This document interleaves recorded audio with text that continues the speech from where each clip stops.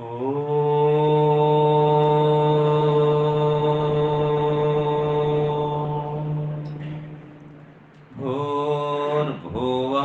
स्वः तत्सवितुर्वरेण्यं भर्गो देवस्य धीमहि धियो यो नः प्रचोदयात्। मंच पर विराजमान पूज्य स्वामी ध्रुवदेव जी महाराज, दर्शन योग धाम के सभी विद्वद्गण, आचार्यगण और वंदनीय पूजनीय मातृशक्ति, सभी शिवरार्थी महानुभाव, आप दर्शन योग धाम में इस जीवन को महान बनाने वाले क्रियात्मक योग प्रशिक्षण शिविर में भाग लिए हैं। यहाँ पर आपके अंदर एक योग के बीज का बीजारोपण किया गया है। आपके अंदर योग को हमने स्थापित किया है। अब ये अंकुरित हो रहा है, लेकिन घर जा कर के जब इसमें कुछ अंकुर और फूटेगा, फिर थोड़ा बढ़ेगा, तो कोई भी पादप पौधा बढ़ता है तो उसके चारों ओर अगर आप बाउंड्री नहीं बनाते हैं तो क्या डर रहता है जी? बकरी, गाय आदि आदि आकर को समाप्त कर सकते हैं।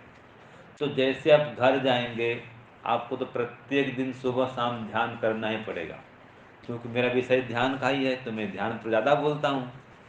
तो आपको नियम से मैंने पहले भी कहा था कि कौन कितना देर करेगा, 20 मिनट, आधा घंटा, 1 घंटा संकल्प करके जाएं। जो संकल्प किए हैं, अगर आपने आधा घंटा संकल्प लिया है तो आधा घंटा ध्यान में जरूर बैठें। फिर जब ध्यान करने बैठेंगे, अब बड़ी माताएं हैं कि वृद्ध हैं थोड़े, तो पोते जरूर आ जाएंगे, याद रखना, ठीक है? वो पोते ही बाधा उत्पन्न करेंगे। तो उसमें क्या करेंगे, उस पोते को गोद में लो और गोद में लेके फिर गायत्री मंत्र बोलना शुरू करो, है कि नहीं? तो आपका मंत्र भी हो जाएगा और बच्चों पर संस्कार भी पड़ जाएगा। उसको डांट दोगे, फटकार दो, बार बार आके गोद में बैठेगा वो।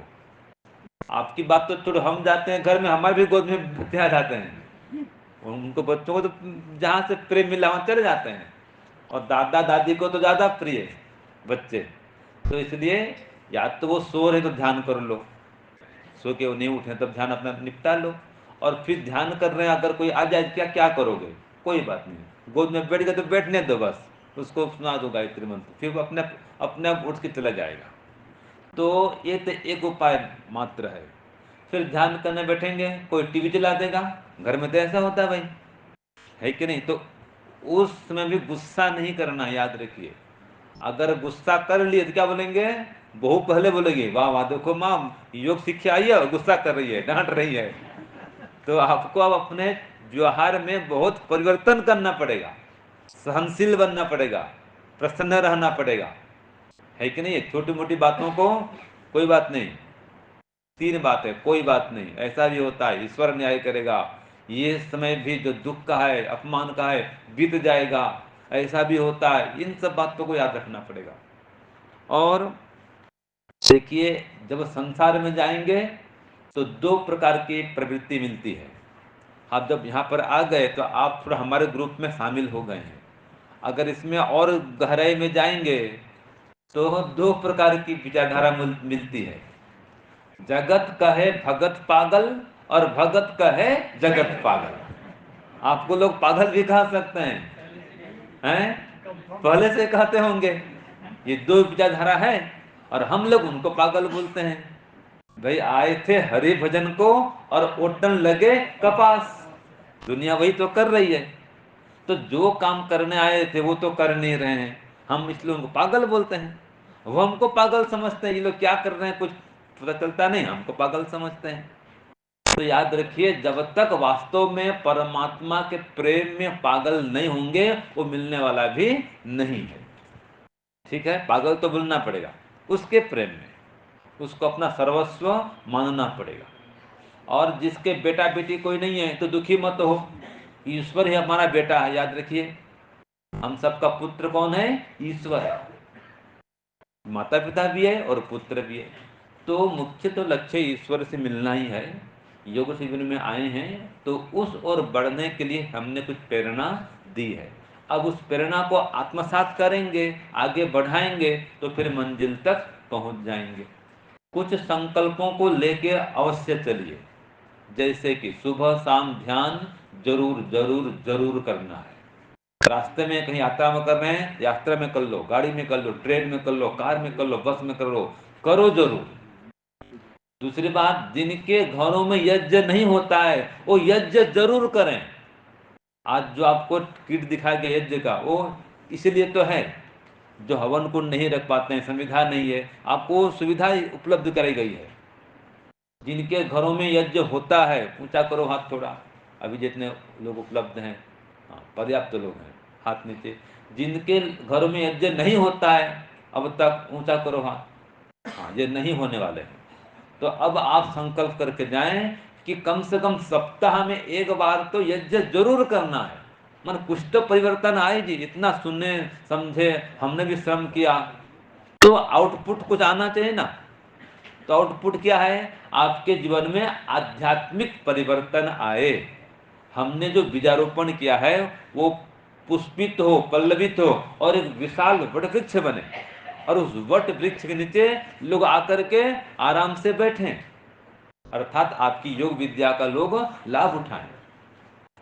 तो याद रखिए, आप इस शिविर में आए हैं, कुछ लेकर के जाएं और कुछ देकर के भी जाएं।